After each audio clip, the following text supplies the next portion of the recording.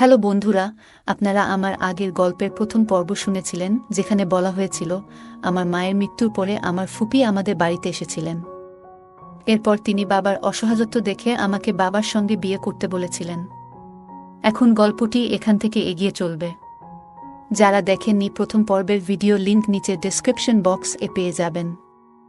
আমি বললাম, না, এমনটা নয়। ছোটবেলা থেকেই আমি ভাবতাম বড় হয়ে এমন একজন জীবনসঙ্গী চাই যিনি বাবার মতোই হবেন। কিন্তু ভাগ্যের কি খেলা, আপনাকেই আমার জীবনসঙ্গী হিসেবে পেয়েছি।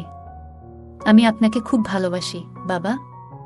আমি চেষ্টা করব আপনাকে সবসময় সুখী রাখতে। বাবা শান্ত স্বরে বললেন, তোমার কথা ঠিকই আছে। আমি তোমার বাবা হলেও এখন থেকে আমাদের সম্পর্ক এক নতুন রূপ নেবে। কিছুদিন আগে পর্যন্ত যাকে বাবা বলে ডেকেছি তার ভূমিকা আমার জীবনে এখন বদলে যাচ্ছে। আমি ভেবেছিলাম তাকে বাবা বলেই ডাকব, কিন্তু আমাদের সম্পর্ক ধীরে ধীরে অন্য রূপ নিতে শুরু করেছে। আমি লাজুকভাবে বললাম, আমি চেষ্টা করব। তার মুখে আনন্দের ঝিলিক ফুটে উঠল। তিনি আমার মুখ তুলে বললেন, এবার নিজের মনে একটা বিষয় স্থির করে নাও। আমি এখন থেকে চাই তুমি আমাকে এমনভাবে ডাকো যেমন তোমার মা আমাকে ডাকতেন। আমি লজ্জা পেয়ে মৃদু হেসে বললাম, আমি চেষ্টা করব। আমার চোখে ধীরে ধীরে তার প্রতি এক নতুন দৃষ্টিভঙ্গি স্পষ্ট হচ্ছিল। আমাদের সম্পর্ক আর বাবা মেয়ের মধ্যে সীমাবদ্ধ থাকল না। আমি বুঝে গেলাম এখন থেকে তিনি আমার জীবনের নতুন এক অধ্যায়ের সঙ্গী হতে চলেছেন। তার চোখে আমার প্রতি এক গভীর দৃষ্টিভঙ্গি ছিল, যা আমার মনে এক নতুন অনুভূতির জন্ম দিচ্ছিল। আমি নিজের লজ্জা লুকাতে ব্যস্ত হয়ে পড়লাম, কিন্তু ভেতরে ভেতরে এক অদ্ভুত উত্তেজনা অনুভব করছিলাম। যখনই আমাদের চোখে চোখ পড়ত, আমি লাজুকভাবে চোখ সরিয়ে নিতাম, কিন্তু কিছু সময় পরে আবার তার দিকে তাকিয়ে দেখতাম তিনি মৃদু হাসছেন। এই মুহূর্তগুলো আমাদের মধ্যে এক নতুন ধরনের সংযোগ তৈরি করছিল। একদিন ছেলেমেয়েরা একটা জিনিস চাওয়ার জন্য জেদ করতে লাগল। বাবা তাদের সেই মুহূর্তে তা দিতে রাজি হলেন না। তখন দুই সন্তান আমার দিকে তাকিয়ে বলল, মা, তুমি এনে দাও না। আমি হেসে বললাম, ঠিক আছে, নিয়ে নিও। তারা খুশিতে উজ্জ্বল হয়ে উঠল। কিন্তু তখন ছোট মেয়ে বলল, থাক মা, বাবা রাগ করবেন। আমি হেসে বললাম, বাবা রাগ করবেন না, এবং বাবার দিকে তাকিয়ে একবার মৃদু হাসলাম। বাবা কিছু বললেন না, শুধু হাসলেন। আমাদের সম্পর্কের মিষ্টি মুহূর্তগুলো এইভাবে এগিয়ে চলছিল। পরে আমরা একটি আইসক্রিম কাউন্টারে গিয়েছিলাম। বাবা সবার জন্য আইসক্রিম আনলেন এবং আমাকে নিজ হাতে আইসক্রিম খাওয়াতে শুরু করলেন।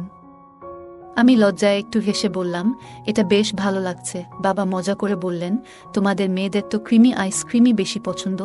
এবার থেকে তোমাকে প্রতিদিন ভালো মানের ব্ল্যাক চকোবার আইসক্রিম খাওয়াবো। বাবার কথার অর্থ বুঝতে পেরে আমি একটু লজ্জা পেলাম। তার চোখে মিষ্টি হাসি দেখে আমি বুঝতে পারলাম আমাদের মধ্যে এক নতুন ধরনের সম্পর্ক তৈরি হয়েছে। আমরা সেদিন অনেকক্ষণ ঘুরলাম এবং রাতে খাবার প্যাক করিয়ে বাড়ি ফিরলাম। বাড়িতে আমি খাবার গুছিয়ে সবাইকে ডাকলাম।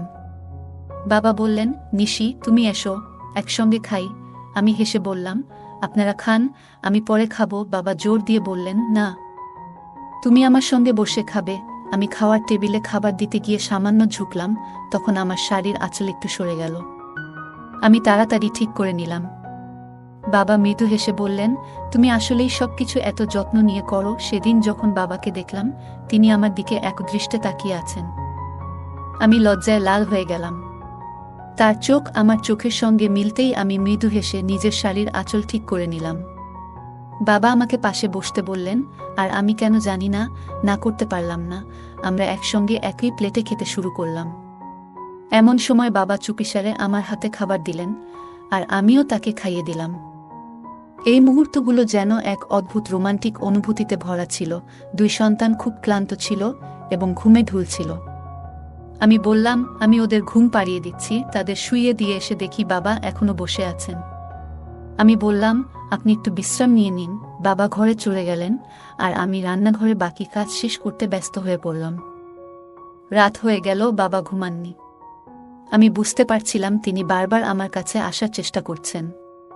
আমি ভাবলাম বাবাকে এক কাপ দুধ দিয়ে আসি, কিন্তু ঘরে গিয়ে বলবো নাকি এখান থেকেই জিজ্ঞেস করব, এই নিয়ে দ্বিধায় পড়ে গেলাম। অবশেষে বাইরে থেকেই ডেকে বললাম, শুনছেন রিঙ্কির বাবা, আপনার জন্য কি গরম এক কাপ দুধ দেব? সেদিন অজান্তে প্রথমবার আমি তাকে রিঙ্কির বাবা না ডেকে শুনছেন বলে ডাকলাম, যেভাবে মা বাবাকে ডাকতেন। সেদিন যখন আমি বাবাকে ডাকলাম তখন অজান্তে এমন কিছু বলে ফেলেছিলাম যা আমাকে লজ্জায় ডুবিয়ে দিল। আসলে আমি তাকে প্রথমবার স্বামী হিসেবে সম্বোধন করেছিলাম। নিজেই নিজের কথায় লজ্জিত হয়ে পড়েছিলাম। বাবা ভেতর থেকে মজা করে বললেন, প্রিয়াজি, কি জানতে চাইছেন? তার এমন কথা শুনে আমার লজ্জার দ্বিগুণ হয়ে গেল। কিছু বলতে পারলাম না। তখনই তিনি বাইরে এলেন। তার মুখে এক মিষ্টি হাসি ছিল। তাকে সামনে দেখে আমার হৃদস্পন্দন যেন দ্রুত হতে লাগল। আমি ঘাবড়ে গিয়ে এদিক ওদিক তাকিয়ে কোনোভাবে বললাম, ওই, আমি দুধ দিতে এসেছি। তিনি মুচকি হেসে আমার কানে ফিসফিস করে বললেন, প্রিয়াজি, আপনার আদেশ আমাদের মাথায়। আমরা তো আপনার সেবক। তার এমন মজার কথা শুনে আমি লজ্জায় রাঙা হয়ে গেলাম। কিছু বলতে না পেরে তাড়াতাড়ি সরে এলাম। কিন্তু তার সেই কথাগুলো বারবার মনে পড়ছিল, আর আমি লজ্জায় আর আনন্দে মুচকি হাসছিলাম। আমি রান্নাঘরে গিয়ে এক গ্লাস দুধ গরম করে তাকে দিলাম। তিনি বললেন, মনে হচ্ছে তুমি এতে চিনি দাওনি। আমি বললাম, না, দিয়েছি তো। তিনি গ্লাসটা আমার দিকে বাড়িয়ে বললেন, তাহলে নিজেই একবার চেখে দেখো। আমি একটু চেখে দেখে বললাম, চিনি তো ঠিকই আছে। তখন তিনি মুচকি হেসে বললেন, তোমার খাওয়ার পরেই এটা মিষ্টি হয়ে গেছে। তার এমন মজার কথা শুনে আমি এত লজ্জা পেলাম যে তাড়াতাড়ি নিজের ঘরে চলে এলাম। তার কথা মনে পড়তেই আবার মুচকি হাসি ফুটে উঠল। বাবা এতটা মজার হতে পারেন, তা আগে কখনো কল্পনা করিনি। ঠিক তখনই ফুপির ফোন এলো। আমি ফোন তুলে গল্প করতে লাগলাম। গল্পের মাঝখানে ফুপি জিজ্ঞেস করলেন, ভাবি, সব ঠিকঠাক তো? সেদিন আমি বাইরে গিয়ে ফুপির সঙ্গে কথা বলতে শুরু করলাম। তিনি আমাকে জিজ্ঞেস করলেন, ভাবি, রিঙ্কি তো বেশ জেদ ধরেছিল, কোথায় নিয়ে গেলেন? আমি বললাম, হ্যাঁ ফুপি, বাচ্চারা অনেকদিন ধরে বাড়িতে ছিল, তাই একটু বাইরে আয়েস করতে নিয়ে গেলাম। ফুপি মুচকি হেসে বললেন, ভাবি, আমার ভাই আর আপনার মধ্যে কি কোনো নতুন সম্পর্ক তৈরি হলো? আমি একটু লজ্জা পেয়ে বললাম, এখনো নয়, তবে হয়ে যাবে। আমি জানতাম ফুপি কোনো সম্পর্কের কথা বলছেন। আমি বললাম, দিদি, নতুন সম্পর্ক ঠিকভাবে তৈরি করতে হলে পুরনো সম্পর্কগুলো ভুলতে হবে। সেটা আমাদের সবার জন্যই ভালো। ফুপি সায় দিয়ে বললেন, ঠিকই বলেছ ভাবি, তবে মনে হচ্ছে তোমরা দুজন মিলে ভালোই সময় কাটিয়েছ। আমি মৃদু হেসে বললাম, আপনি কি বলছেন ফুপি? তারপর ফুপি বললেন, আমাকে ফুপি না বলে দিদি বলে ডাকো। ঠিক আছে দিদি, এখন থেকে ডাকবো। আমি বললাম। তখন দিদি আমাকে ঠাট্টা করে বললেন, ভাবি, আমার ভাই কি তোমার হাত ধরেছেন? আমি হেসে বললাম, উফ দিদি, আপনি কেমন কথা বলছেন? দিদি বললেন, তাহলে তুমি কিভাবে বুঝলে যে তিনি পুরনো সম্পর্ক ভুলে গেছেন? আমি বললাম, তেমন কিছু নয় দিদি। আমরা যখন বাইরে আইসক্রিম খেতে গিয়েছিলাম তখন উনি বলছিলেন, তোমাকে রোজ আইসক্রিম খাওয়াবো, আর সেটা শুনে আমি বুঝে গিয়েছিলাম যে তিনি কোনো আইসক্রিমের কথা বলছেন। দিদি মজা করে বললেন, আহা ভাবি, সেটা তো আসল আইসক্রিম, চোকোবার, খুবই মজার জিনিস। এই কথা শুনে আমি লজ্জায় রাঙা হয়ে গেলাম এবং নিজের ঘরে ফিরে এলাম। বিছানায় শুয়ে তখনও ফুপি কথাগুলো কানে বাজছিল। আমি মনে মনে ভাবছিলাম, পাপা আমাকে সত্যি সত্যি চোকোবার খাওয়াবেন? তারপর নিজেই উত্তর দিলাম, কেন নয়? নিজের স্ত্রীকে না খাইয়ে আর কাকে খাওয়াবেন? আমি শুয়ে শুয়ে ভাবতে লাগলাম, দিদি কি পাপার সঙ্গে আমাদের সম্পর্কের কথা বলেছিলেন?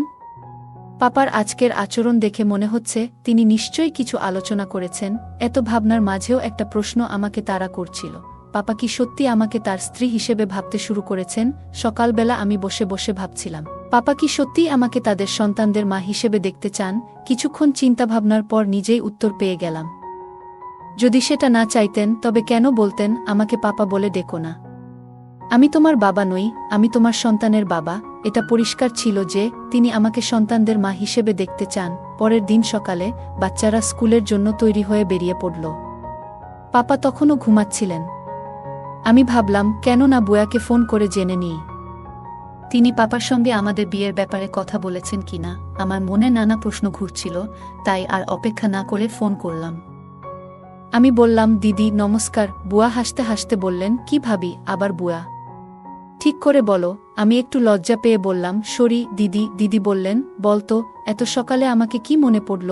আমি বললাম, দিদি, আসলে কিছু বুঝতে পারছি না কিভাবে আপনার সঙ্গে বলবো। দিদি মিষ্টি গলায় বললেন, ভাবি, কি হয়েছে বলো তো?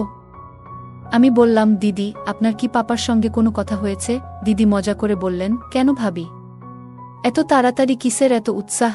আমি লজ্জা পেয়ে বললাম, দিদি, তেমন কিছু না। আমি জানতে চাইছিলাম আপনি কি তার সঙ্গে আমাদের সম্পর্ক নিয়ে কথা বলেছেন? দিদি বললেন, হ্যাঁ ভাবি, কথা তো হয়েছেই। তোমার কি মনে হয়? আমি তো জানতাম পাপা শুনেই খুশি হয়ে যাবেন। আমি অবাক হয়ে বললাম, তবে কি সত্যিই পাপা রাজি হয়েছেন?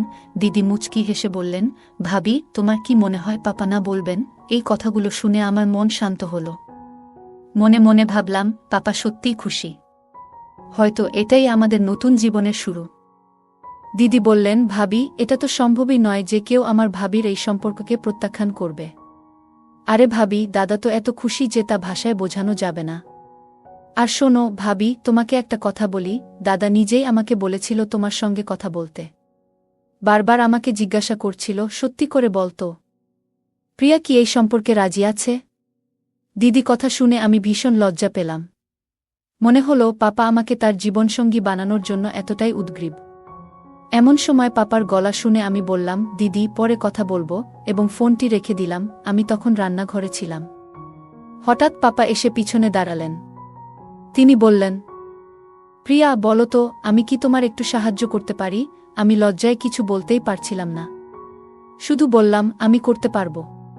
আপনি যান। পাপা হেসে বললেন, তাড়াতাড়ি তৈরি হয়ে নাও, আমরা বাইরে কোথাও ঘুরতে যাব। এটা বলেই তিনি চলে গেলেন। তার চলে যাওয়ার পর আমি একটু স্বস্তি পেলাম। আমার মনে হচ্ছিল এখন আর বেশি দিন নেই যখন আমার ঘরের ঠিকানা পাপার ঘরে বদলে যাবে।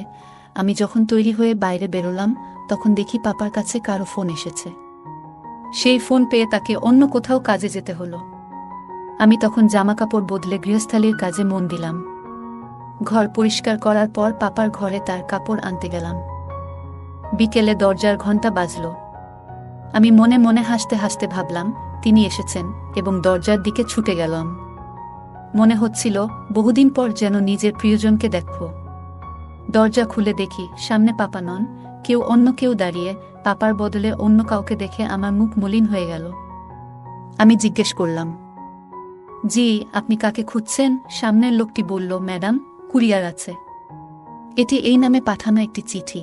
আমি বললাম, উনি তো এখন বাড়িতে নেই। ছেলেটি বলল, আপনি কে?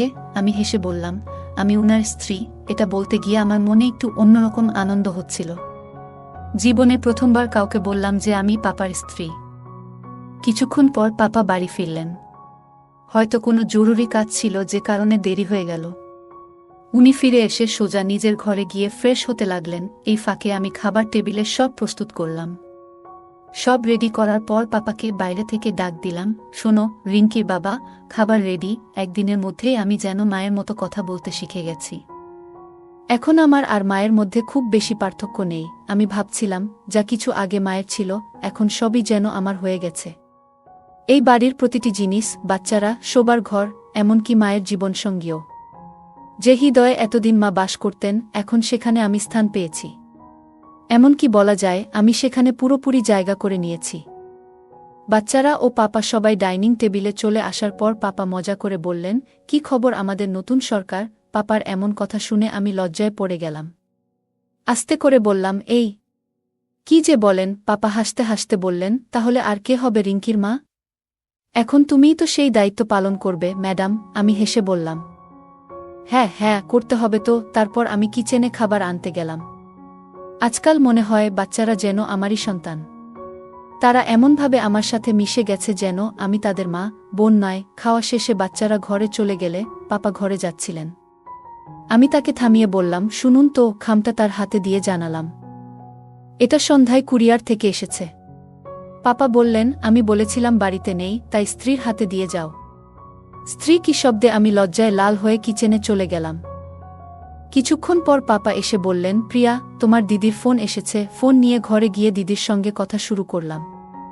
দিদি বলল, ভাবি নমস্কার। আমি হাসি দিয়ে বললাম, নমস্কার দিদি। দিদি মজা করে বলল, তোমার বিয়ে হলে তোমার পাপা খুশি। তিনি বললেন, নতুন ভাবির রান্না আর যত্নদারি দারুণ হবে। এই কথায় আমি হেসে ফেললাম। দিদি জানালো, তার বাচ্চারা জানে তাদের নতুন মা আমি। দিদির বয়স ৩-২, তার ২টি সন্তান রয়েছে। বাচ্চারা আমাদের মতোই। আমাদের ছাড়া তাদের তেমন কোনো অন্য আত্মীয় নেই।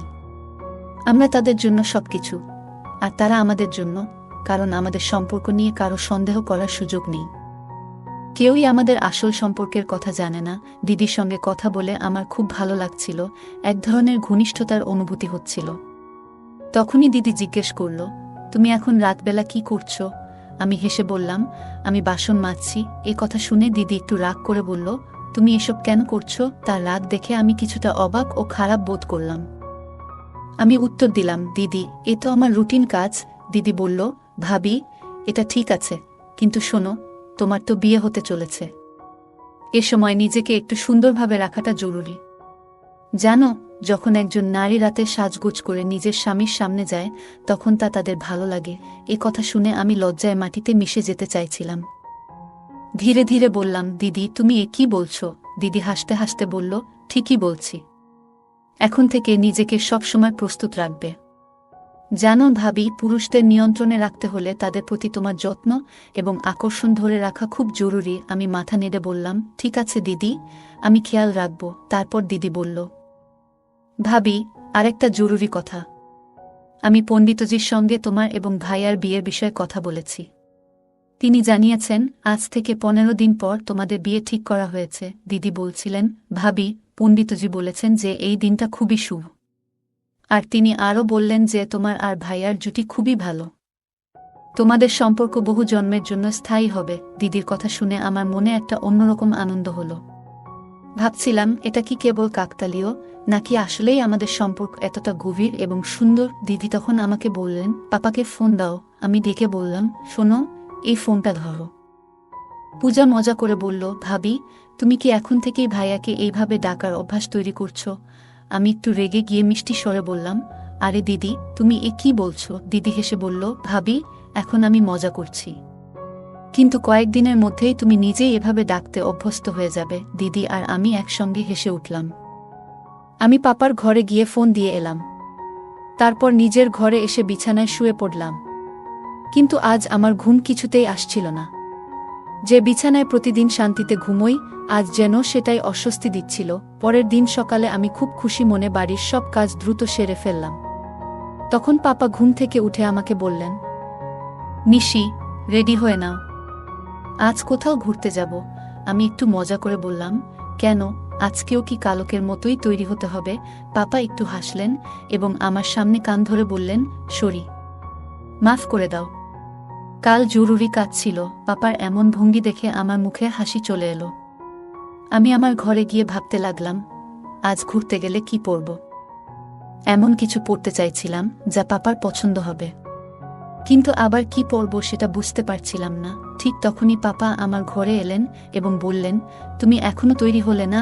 আমি বললাম, দেখো তো, কিছুই বুঝতে পারছি না, কি পরব? তুমি বলো না, কি পরব? পাপা মায়ের ওয়ার্ড্রোব থেকে একটি সুন্দর কালো শাড়ি বের করলেন এবং আমার দিকে এগিয়ে দিয়ে বললেন, এইটা পরো। পাপা বললেন, এই শাড়িটা পরো, তোমার ওপর দারুণ মানাবে। আমি পাপার হাত থেকে শাড়িটা নিয়ে তাড়াতাড়ি তৈরি হতে শুরু করলাম। সেদিন মায়ের কালো রঙের সুন্দর শাড়ি এবং তার সাথে মানানসই ব্লাউজ পরেছিলাম। শাড়ির সঙ্গে মিলিয়ে চুড়ি, কানের দুল এবং একটি লাল টিপ পরেছিলাম। সাজগোজের পর মনে হচ্ছিল আজ যেন আমার চেয়ে বয়সে বড় দেখাচ্ছে। পরে পাপা এসে গেলেন। আমি আস্তে করে জিজ্ঞেস করলাম, আপনি এসে গেছেন? পাপা হেসে উত্তর দিলেন, আর কিছু না বলে শুধু মৃদু হাসলেন। তার হাতে একটি ছোট বাক্স ছিল। তিনি বাক্সটা আমার দিকে এগিয়ে দিয়ে বললেন, নিশি, এটা তোমার জন্য উপহার। আমি পাপার হাত থেকে বাক্সটা নিয়ে মুচকি হেসে খুললাম। বাক্স খুলতেই দেখলাম তাতে সোনার সুন্দর গয়না। বাক্স খুলতেই দেখলাম ভেতরে দুটি খুব সুন্দর বালা। বালা দেখে আনন্দে উচ্ছ্বাস প্রকাশ করে বললাম, ওয়াহ, কি সুন্দর বালা এগুলো।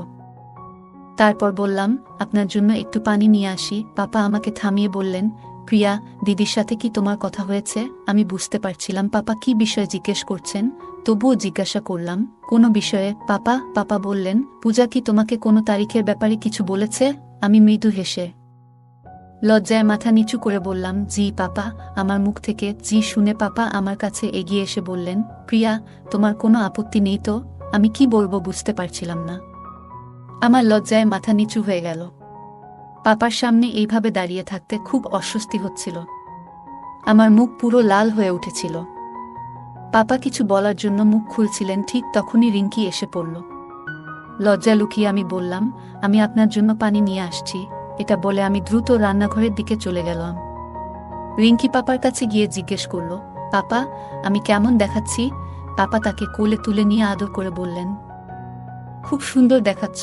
তখন রিঙ্কি বলল, আমি সুন্দর দেখাচ্ছি বলেই আপনি আমাকে কোলে তুলেছেন। তাহলে মাকে সুন্দর দেখাচ্ছিলেন, তখন কেন তাকে কোলে তুললেন না? আপনি কি মিথ্যা বলছেন যে মা সুন্দর? রিঙ্কির প্রশ্ন শুনে আমি লজ্জায় মাটির সঙ্গে মিশে যেতে চাইছিলাম। তাকে মৃদু বকাচকা করে বললাম, তুই কি সব বলিস? যা, এখানে থেকে যা। পাপার দিকে তাকালাম। তিনি মুচকি হাসছিলেন। আমি আর তার চোখের দিকে তাকাতে পারছিলাম না। দ্রুত সেখান থেকে বের হয়ে এলাম। কিছুক্ষণ পর পাপাও তৈরি হয়ে বের হলেন। আমি তখনও তার চোখে চোখ রাখতে পারছিলাম না, কিন্তু পাপা আমার দিকে তাকিয়ে হাসছিলেন। তারপর আমরা সবাই বাজারে কেনাকাটার জন্য বের হলাম। আজ পাপার সঙ্গে বের হতে এক অদ্ভুত অনুভূতি হচ্ছিল। আজ শপিংয়ে যাওয়ার সময় মনে হচ্ছিল যেন পাপার সঙ্গে নয়, আমার নিজের স্বামী আর সন্তানদের সঙ্গে যাচ্ছি। আমরা একটি মলে গিয়েছিলাম, যেখানে পাপা আমার জন্য শাড়ি বেছে দিলেন এবং বিয়ের একটি সুন্দর পোশাকও পছন্দ করলেন। শপিং করতে গিয়ে আমি বুঝলাম, আমার এবং পাপার পছন্দ একেবারে মিলে যায়। যেই শাড়িটা আমার পছন্দ হয়েছিল সেটাই পাপারও পছন্দ। আমাদের পছন্দ এতটা মিলে যাওয়া দেখে মনে হচ্ছিল আমি সত্যিই পাপার জন্যই তৈরি হয়েছি। পাপা শাড়ির ব্লাউজগুলো খুবই সুন্দর ডিজাইন করে সেলাই করার জন্য দিয়ে দিলেন। এতে আমার কোনো আপত্তি ছিল না, কারণ এগুলো তো তাকে দেখানোর জন্যই পরব। আমরা বাইরে থেকেই খাওয়া দাওয়া সেরে বাড়ি ফিরে এলাম। রাতে নিজের বিছানায় শুয়ে পাপার কথা ভাবতে লাগলাম। আমার চোখে